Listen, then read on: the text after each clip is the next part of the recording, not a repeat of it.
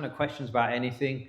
David and I were kind of just joking that, like, you know, if you start asking us about how to look after your roses in your garden, we might struggle a bit to answer that kind of a question.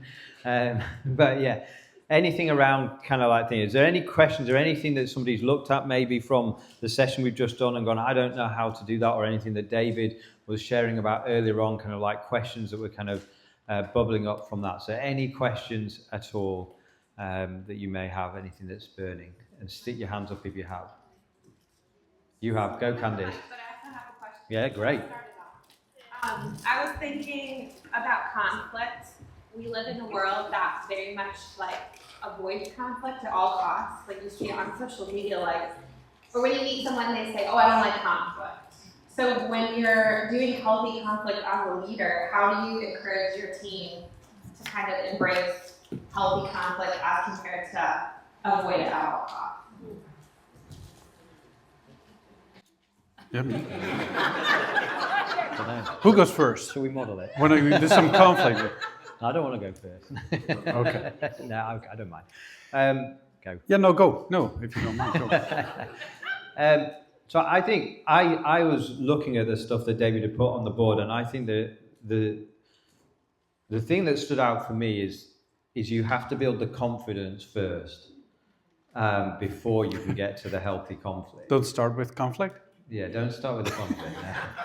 I think a lot of people do try and do that, but yeah, if you can build an environment. I mean, we talk here at Go Church about honesty with honor and truth with love as some of our key values of how we want to operate. And actually, the part in all of those is to ensure that we've got the honor and we've got the love parts when we're doing the honesty or we're doing the truth part.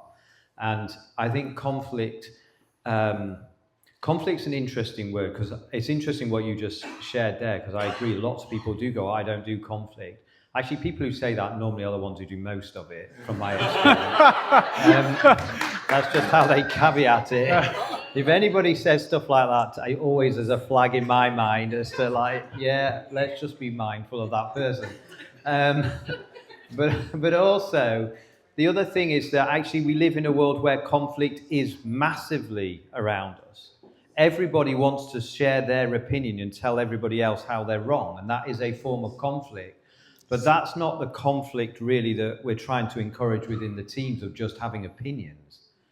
We need to have the opinions, that kind of is born out of it, but actually we're looking at how can we have the conflict that enables us to grow, to go further. We're not just trying to kind of like become entrenched in opposite sides of a battlefield. That's not what the conflict we're looking for at all is. So I think the key part of this is that we need to have the trust element. Do we have a safe, one of the other words we use is safe harbor. Do we have a safe harbor environment where people can come chat through things, work through things? I often think about Simone and my relationship with Pascal and Claire. I mean, we've been through some real moments of conflict over the years, but we're still here and we're still smiling. He says through grit. No, we are still here. We're still here because there was a commitment from Pascal and Claire to us that no matter what, they were going to work with us. And through that confidence they gave us, we could then be committed to them that, I've been here 29 years this year, because that's where God told me to come, but also it's because actually I'm committed to them. And so within that, but we've had some really, really, really, really, really strong conflict, okay? Some of it's been, most of it's been healthy, but there's been times where we haven't got it always right, but we still work through it. So I think it's about having that trust environment, that safe harbor environment, that then enables people to feel like they can contribute, be heard, is possibly what I would say. Yeah. So can you see that if you as a leader know how to build confidence in people and how to do healthy conflict, that the team will take that as well, because examples will be followed? Yeah. Can you see that? So it will turn from the leader to the team. But, maybe I can I demonstrate something? Please. Are you confident enough, sir? You're a sportsman. Can I use you? Okay. We're both sportsmen, right? So here's your coach. Okay. Why don't we just take a walk? Right.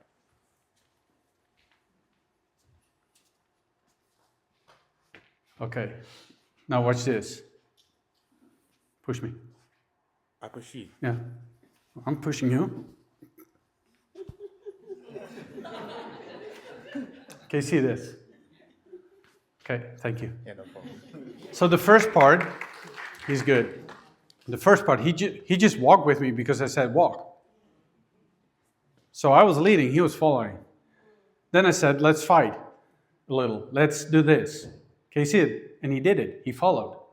So whatever the leader is doing, it will be followed. It will be copied. Can you see that? So another example. I used to wrestle my kids. Now my son is like this. I go like, I'm not sure now. I can still handle my daughter, but I wrestled my kids when they were 2 years old, 3 years old, 5, 6, 8, 9, 10, 11. And at the start, when I did that, my wife looked at me and said, what are you doing? Are you trying to teach them how to fight? I said, no, we're wrestling. She said, I don't get it. I said, okay, I know why you don't get it. Your dad never did that to you? She said, no, my dad never wrestled with us. Okay, so what am I doing in wrestling with my kids? Even they were little, I did it. What are we doing here? Fight safely. Give them some resistance. You know, maybe a little hurt would come once in a while. Yes, fight the pain. Still keep on smiling. But I was wrestling them. I said, but what is the main purpose and outcome of me wrestling with my kids? What happens really? Relation, sir? Trust, fun. It's connection. It's bonding time. We're so close together. We look each other in the eye like we did. No, honestly, when we were walking, we looked right there somewhere. But when we started to do this, I looked him right in his pretty eyes there. Can you see this? So he'll go home from the session. He won't remember the walking. He will remember the wrestling. He's right.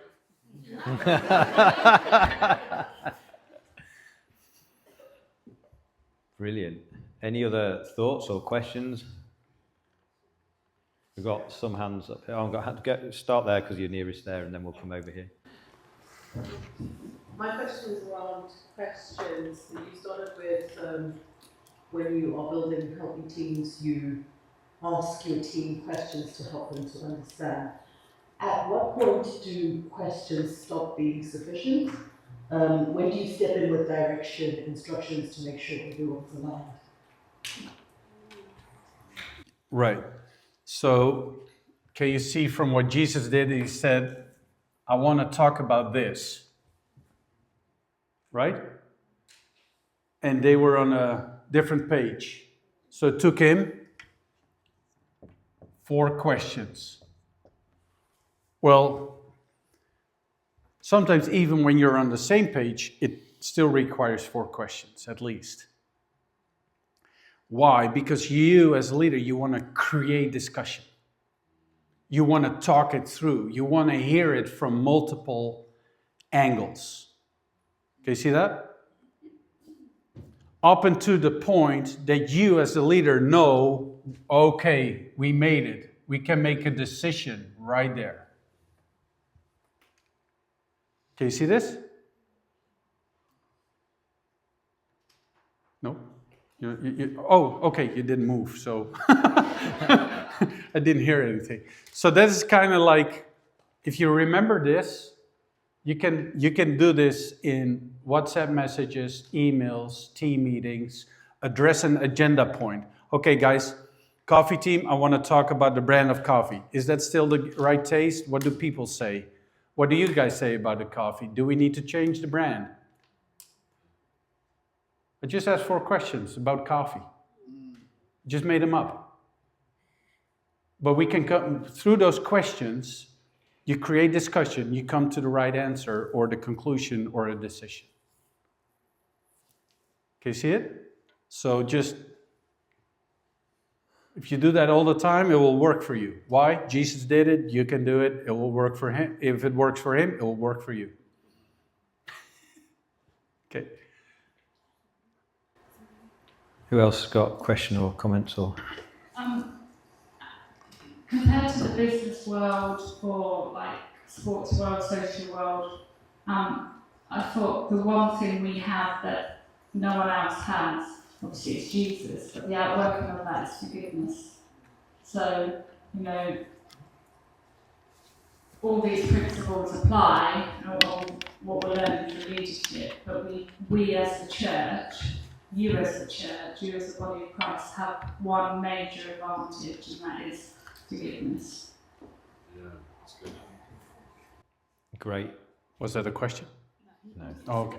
A statement. Why did you bring that up? About the conflict? About the conflict in the sense of fighting?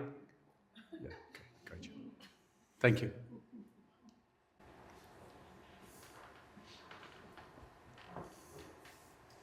So this is just a little bit different. So on one of the things that I put that we would like to see, I put a follow-up team for new Christians. Now I know we're doing a course through the church at the moment, but I think a lot of the new Christians that's given their lives fall on our pastors and so on.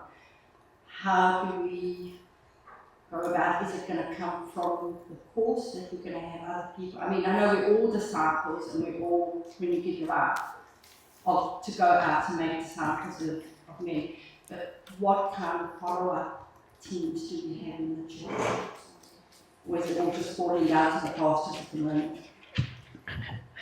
It's a great question. So that's specific to here at Go Church Manchester, just for any of the other churches that perhaps are kind of wondering what that means. So at the moment we have, when people are getting saved, we're now putting them into a foundations course, which is something that we've kind of like revised and revising at the moment. And we're having a great time with it because we want to make sure that everybody that gets saved, but also people who come from other church contexts and backgrounds, we're going to get them to do the foundations course as well, so that we know that everybody is on the same page with some of the key fundamental truths and beliefs that we have, and trying to make sure, because the danger is that we can assume, and I think this is something that is really important for us all to kind of recognize. Just because somebody's been in church for 25 years does not mean that they're a strong disciple. Just means they've gone to church for 25 years.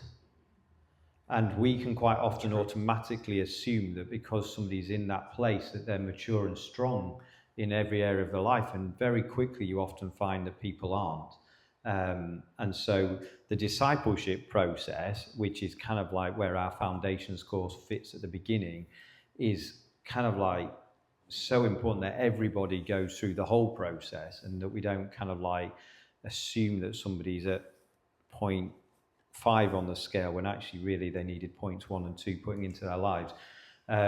It's something we're working on to ensure that we have a very clearly defined process, a pathway that people can follow that's clear. So that's what we're working on at the moment. The Lord's spoken to us.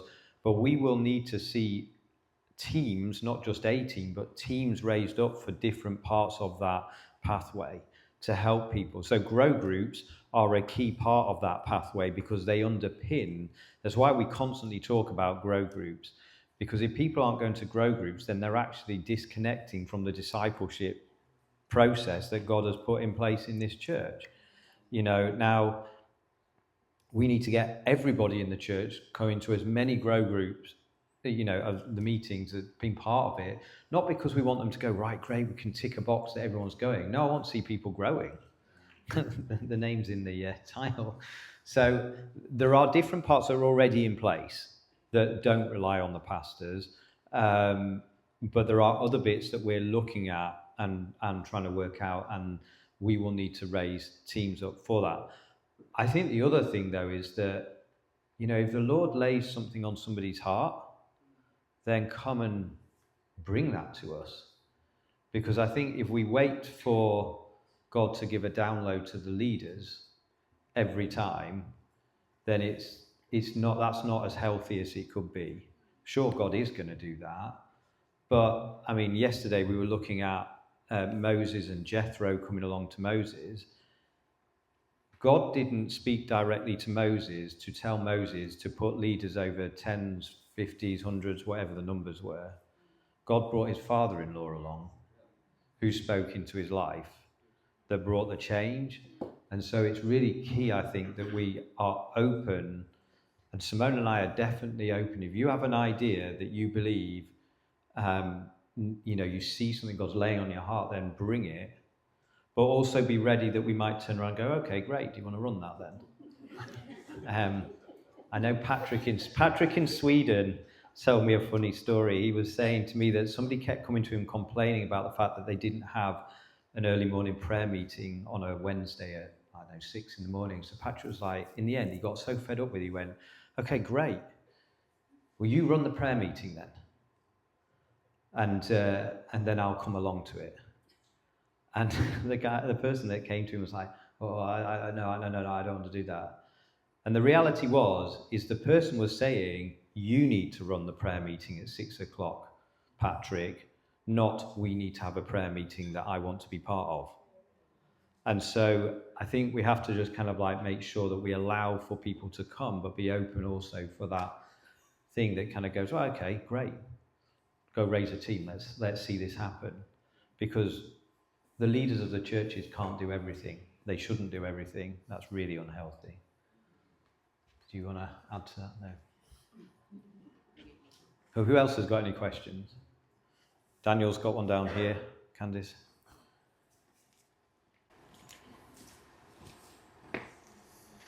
I've got 2 questions. My first question is in regard to commitment, the third kind of pillar, and it's like establishing commitment in order to generate creativity. And my question is, what does commitment look like, and what should commitment look like, and also how do you determine, because creativity is really powerful, but it could also be unhelpful as well, in terms of like, I feel like everyone has the ability to be creative, but not all creativity is like useful, for example, to a team.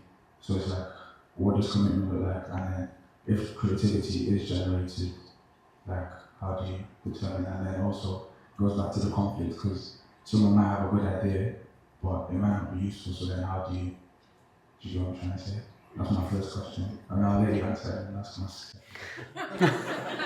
It's like being at a press conference here, where the person's got like 15 questions in one thing. Can we flip it? Yeah. Here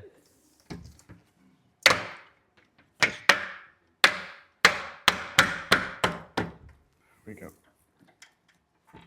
You want to answer it? I'll let you go first. Yep. First, I know this is like a method, and a method can come across as a system, and a system can come across as like, okay, are we going to be robots here or what? No, it's a principle from the word, and it works like this. The better you are able to establish confidence in the team, the easier it is to have healthy conflicts. One builds upon the other. Okay, see that? So it's more an organic way of doing it. It's just a checklist of how are we doing this. So the more, if this is 90%, it sets the stage for the other one. This one sets the stage for that one. Okay, you see that? It's just so very often we want to jump to these parts without establishing the requirements or what is needed first. Okay, see that? So that is one part that you need to realize about these methods. The other part is, as a leader, you always provide direction.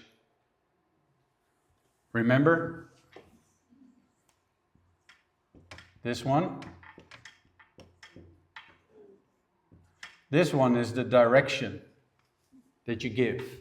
The questions that you ask, or whatever you do here, you keep the direction in line. So whatever plans, ideas, recommendations, creativity sparks, you as a leader, you have to be in oversight and say, this is the direction we're going. And just in your mind, you have to keep on going in that direction. So any plan, ideas, suggestion, even though people bring it as the biggest invention ever, you got to stay on track. Yeah. If you get distracted, everyone will. So every idea that they come up with, even if it's the most creative thing, you still have to have that direction in mind and see, is that idea going to be progressive for us here, or is it a distraction? Can you see it? So the moment you as a leader realize it's a distraction, well, if you have built confidence, now you can create healthy conflict. I've got a follow-up question to that. So, say for example, this idea, you have this idea, or someone suggests this idea, but you feel like they might be better off leading in that aspect in order to get to the direction, because it might be a direction that the team needs to go in, but someone might be better off leading it in that moment. So like, do you then let them kind of take control, not take control, but lead, and then you step back, but you're still leading because you're empowering them to be able to lead and that idea. So, do you get what I'm trying to say? I think so. I think you're on the right track concerning leadership. Yeah. You have reached the halfway point of the video. We at the Go Church Global team just wanted to say that we are praying and believing that the teachings from this year's Spring Summit will impact your life and ministry in many powerful ways.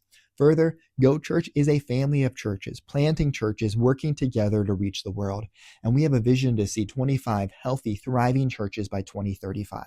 If you would like to partner with that vision, whether by joining one of our many team opportunities or by partnering financially, simply scan the QR code on the screen or click the link in the bio, and we would love for you to join with what the Lord is doing through Go Church. Please enjoy the rest of the teachings by David Scholing and team at this year's Spring Summit. You give them as much power as they can handle. And it's okay. You keep the control, but you move a little bit to the back, because what you want to have in your team is not followers, not yes men. Yeah. You want to create participants. You want to create disciples. You want to create people who really want to be on the team and contribute. You even want to create new leaders. So that's why, yes, you pull a little back and give them that power, to lead that. In many meetings that I'm in, our leaders, sometimes they open up a meeting, but other people are actually leading the meeting or leading things. They just give that place and opportunity for other people to step in. And I think that's a great learning curve. And to me, that matches with what I said at the start of this day. We're building people. Yes. Right? So, a confident leader knows when to have control and when to give control away. But I think you're on the right track concerning leadership. Just to add into that, two thoughts I had. One is around, and it's to do with the direction part here, is it's really important that there's clear priorities. Because if you've got clear priorities and if somebody brings an idea that can be a good idea, if it doesn't fit within the priorities, it's much easier to help navigate as to why we're not going to do something. So that's why we've got the pillars here in Go Church Manchester of Encounter, the community, mission, media, and children and youth.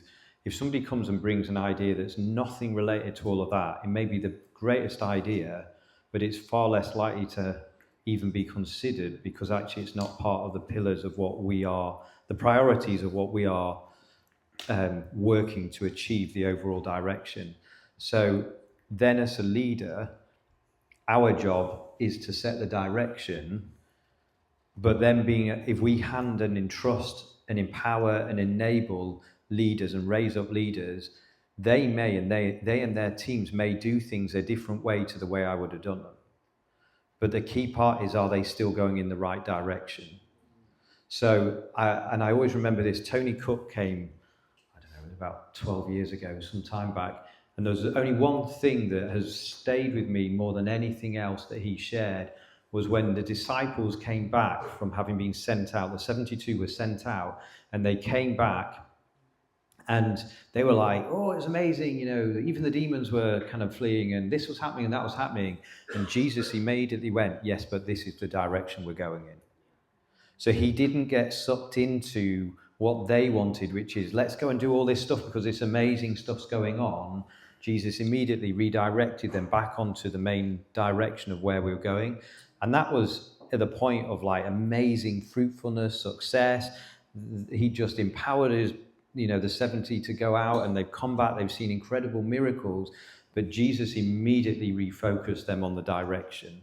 And because of that, it helped to keep them still going in the right direction, which is why he was able to go to Jerusalem and end up in Jerusalem. It's why Paul ended up in Jerusalem. He was, because they just knew the direction. They never got pulled off track. Even though there was great ideas floating around, it was like, no, this is where we're going. And I think when you know where you're going, it's so much easier to keep focused on that whilst allowing people to come with ideas and thoughts. Yeah, and now we're talking about a positive contribution, right, that people have. So then it's easy to give away more of the control and let them talk about it, and, it can influence the team, and that's all fine. But let me give you an example of a more negative way of doing it, or a bad example. So years ago, we had to find a new location for a church where we held the services.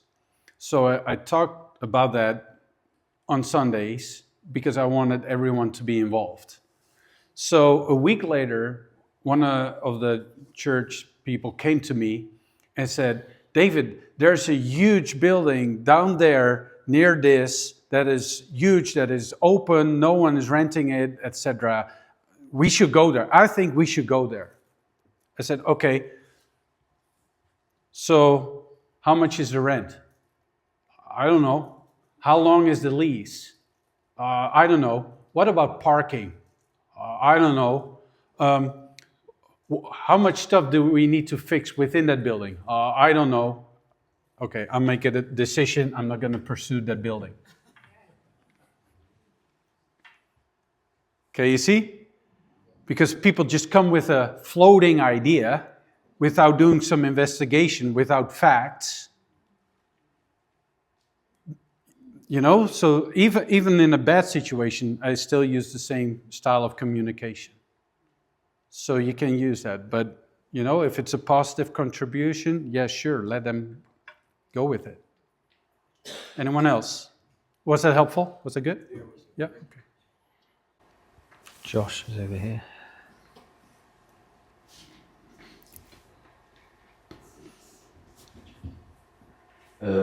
So this is a question which will hopefully help myself and other people in here, because everyone takes on things all the time. But when you're starting something new, it's quite easy to just sit back and watch other people and let them guide you in certain ways, and maybe not gain as much as you potentially could from that. How would you say is the most crucial way when starting something new to immediately become a leader in that area and get personal gain from it, or become a leader to help others in that area to help them with it? You can answer this. Okay. Can you help me with? Can you repeat that? Like, I want to make sure I got you right, okay? So what is the most crucial way to immediately personally grow when taking something on and become a leader in an area? Okay. Like Pastor Mark said, you can go to church for a long time and not be a disciple. But I believe that not just every disciple, I believe not just every born-again believer, I believe every person on this planet is gifted and called. That's what I see in the Bible. I just see in the Netherlands not many churches who address that. You know, important is that we learn and find out about our identity in Christ. Amen? But there's another side to it, and that's Christ in us. And Christ means the anointed one. So we're all anointed because Christ is in us for a specific reason and a specific purpose. If you can help other people to find that, you'll have them for life. If you go and say, I intentionally want to invest, we're not just doing a task with this team, or you're not just doing a task on this team. Remember, we're people builders. So what we do here is to help you find, locate, and develop the gift and call upon your life. And that's why we're serving at church. That's why we're serving on this team. That's why we want to make things better. So your job on the team is to make improvements and to make things better. My job as your leader is to make you better. Boom, you got them. Why? Because Christ is living inside of us. People have it's said about Jesus, he came to baptize not just with water, but with fire. So I believe every one of us, we have a certain type of fire within us. Who's going to get it out of people? Who's going to develop that? Who's going to see you in that sense? Well, I believe that's a leader's job. And even though for some people it's a little blurry at first and all of that, as long as you put them on that trajectory, if you say like, this is the route I'm taking with you, you got them. Just to build on that, the thought that crossed my mind, literally as you started saying about Christ in you, is often when we step into something new, this is true both in a natural standpoint, but I think it's even more true from a spiritual point of view. That until you actually step into the new thing, you're never going to see the potential that you grow into. Yep. So, to be really honest, we were amazingly well prepared and trained by Pastor Alan and Claire, Pastor Matt and Julie and other people to step into being the lead pastors. But it wasn't until we stepped into doing the role that suddenly there's the grace, that anointing, that Christ in us started to work in us, enabling us to step into something far bigger and beyond anything we probably realized ourselves. And I think we're still kind of like going, okay, this is bigger than we kind of realized. So it's when you step it, Pastor Alan and I often have this conversation, there's many, many times when leading worship, I would be like, I don't know what the song is, but I know I've just got to sing. And the minute I started singing, the song came and we went wherever we were supposed to go. And that can happen when I'm service leading. It's like, I just know that at this moment in time, I need to get up and lead, but I don't really quite know where I've got to lead it. But I know that as I step into it, something will happen. And a lot of people don't realize the full potential of what God wants to do in their lives because they're sat there waiting for everything to be ticked. But faith doesn't work like that. Faith calls things that are not as though they were. So faith steps into something before it's actually been realized. The woman who touched Jesus' garment with the issue of blood was, if I can only just touch, but then she had to go and do something. The release of what she needed to see happen in her life happened because she went and did something. So how does that work to leadership? Well, the minute that we realize that there's an area we feel we should lead or we should step into, you will never, I've never felt that I've ever felt like 100% confident of I'm going to absolutely nail this when I've started a new thing. You've got a lot of enthusiasm normally, but not, and there's a whole thing I could do about teach on that, but like you step into it often without all the skills and things developed. They're there, they need developing, but you're really going in with enthusiasm rather than the confidence that I'm going to nail this. But actually what then happens is as you step into it, suddenly you start to find that things begin to develop and grow. And so for you personally, you suddenly find that actually you're the potential gets unlocked and realized. But you actually have to take that first step. So in taking that first step is probably the biggest thing anybody can do. Yeah. Yeah, very good point. Excellent. What sort of time have we got left? We've got time for one more question. If there's anybody got anything. Hang on, we've got one from our sports leader down here.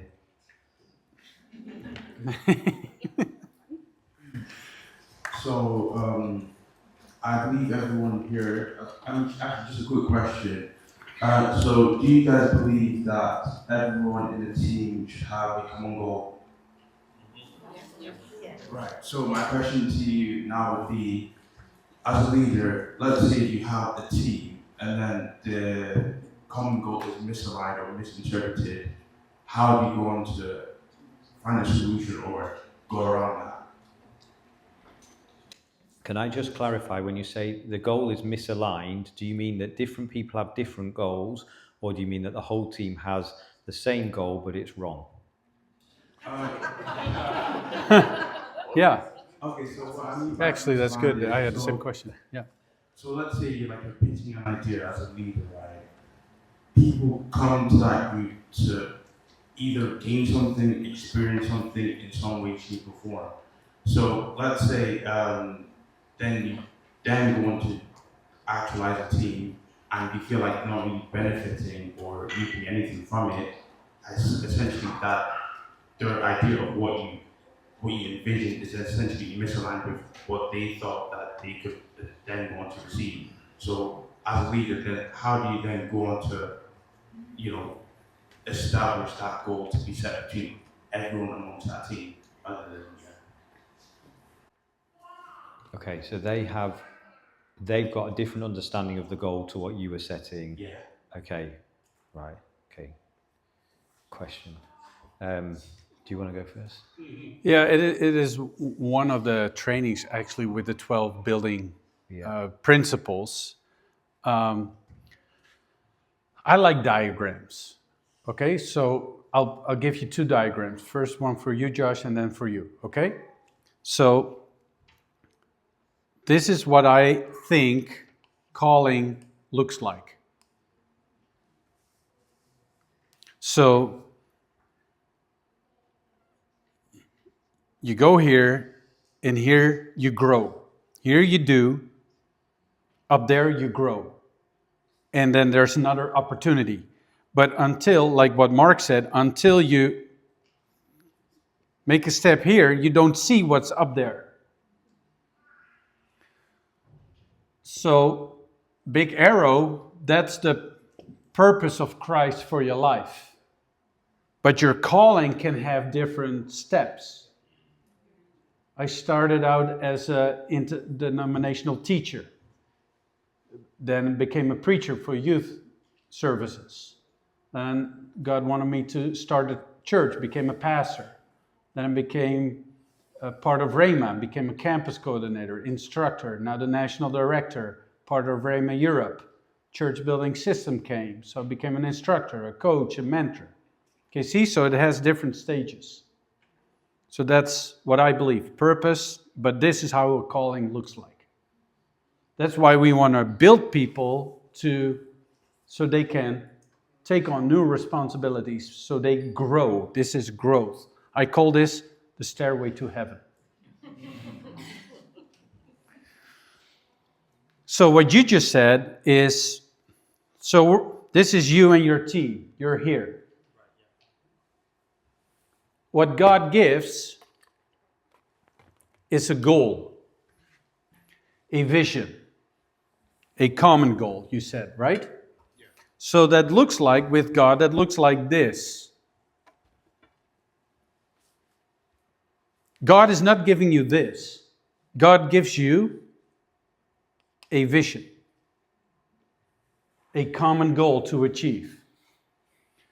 Depending on where you are in your ministry or church, the further down the organization, usually the visions are there for a year or 2 years. The higher up in the organization, Pastor Mark, as a senior pastor over the church, he's thinking about programs for like 5 or 10. Where are we in 10 years from now? Can you see that? But would it be okay that every leader has a type of vision, a common goal? Okay. So it's up to the leader to express that vision and bring it to the team. Then that vision needs to be turned into steps, which we call the mission. And it's a leadership mistake that the leader wants to think of these steps by himself or herself. The leader receives the vision, but together with your team, you're going to sit down. What is that going to look like? What steps do we need to take to make this happen? What priorities do you guys see that we need to establish? Then what comes first? What comes second? What comes third? What is number 4? So you do that together with your team, which means now you align them. Can you see it? Now for everyone it's easy when something is misaligned or an idea is out of the direction, because you build the mission together with your team. Okay, there we go again. So you share the vision. Then you ask, how does that look like? What kind of steps do we need to take to make it happen? What is step number 1? What is step number 2? What do we need to prioritize? And you involve the team in turning the vision into a mission. Can you see it? That's how you bring alignment and you manage their expectations. Okay. I think the other thing, just to add on that, is all of us are leaders are growing, because the danger in this is sometimes we can think so the leader knows that if we do all of this stuff, then the output's, the result that everyone's looking for. But we're all learning. I mean, so the 5 C's that we've gone through today, each one of us here will go away and go, well, actually, I realize I'm not instilling enough confidence in my people, in my team. So therefore, but that applies as much to myself and Simone as it will do to any other leaders in this room. So there isn't this person's arrived and therefore they know how to do all this stuff. So sometimes the way that we have communicated the vision or the direction, how clear has that been defined? So one of the questions that Simone and I often ask, if something hasn't happened how we expected it to, we start going back and going, well, how did we communicate? What did we communicate? Did we communicate that clearly? Were we certain that person had understood what we meant rather than we thought they understood what we meant? Because very often a leader can just of any group can just go, right, this is what we're doing, and think everybody knows exactly what they mean. But I mean, there's that thing, isn't there? I'm making this up entirely on the spot here, but there's that thing that says if I was to say elephant, don't think of elephant, everybody would think of an elephant, won't they? Will you all think of the same elephant? No. Because if I say elephant, well, what kind of elephant? Some people might think of Dumbo from the cartoon. Other people will think of like an elephant in a zoo. Somebody else will think of an elephant on a safari. Somebody else will think of, you know, and then you get big-eared elephants and small-eared, and there aren't that many elephants out there from what I know. But if we just say that, so just by saying elephant doesn't mean everybody understands exactly the same thing. Because our experiences, our expectations, everything else feeds into it. So one of the key parts in terms of setting direction, and there's a whole load of other stuff that we could training on this, but is around the clarity of the vision and ensuring that people understand.